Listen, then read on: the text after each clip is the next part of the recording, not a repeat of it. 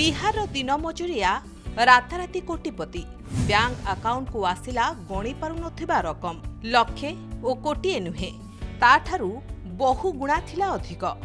राताराति कोटिपति एमिति अनेक नजिर रहिछि, किंतु ए घटना करिदेव ताजुब। दिन मजुरियांको अकाउंट को आसिला एते टंका जे जहाको गणिबा कष्टकर।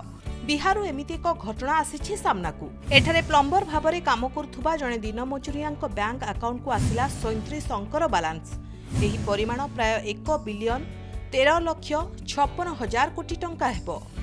बिहार जामुई जिलार अचहरी गाँर टेनी मांझी से राजस्थान जयपुर जड़े श्रमिक भाव में काम करती। तांको बैंक अकाउंट रे 37 अंकर बालांस देखि समस्ते आश्चर्य, जार स्क्रीनशॉट एबे सोशल मीडिया रे बेस वायरल हेउछि।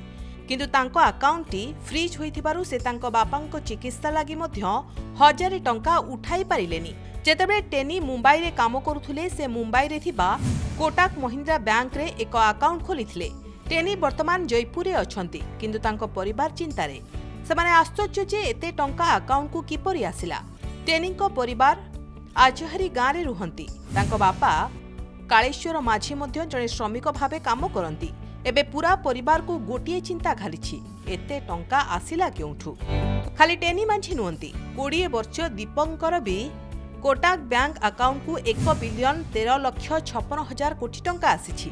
एई अकाउंट दीपंक मां गायत्री देवींकर थिला, जहांकर 2 मास पूर्वे मृत्यु होइथिला।